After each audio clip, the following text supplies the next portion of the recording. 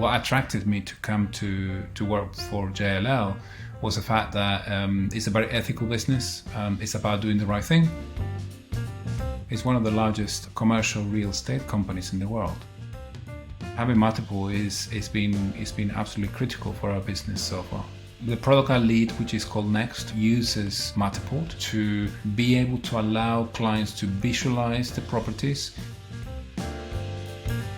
Somebody from London can actually navigate as if they were actually there. So people, instead of spending 5 months to look for an office, that can be reduced, as we say, by around 85%.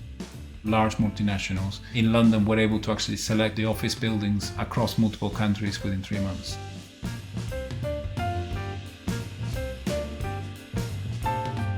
In EMEA, we digitize more than 500 properties a month, so it's a large amount.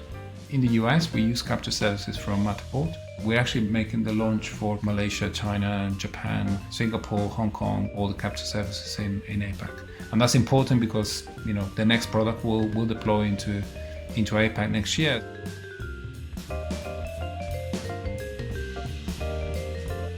I remember 10 or 15 transactions which were done pretty much zero touch.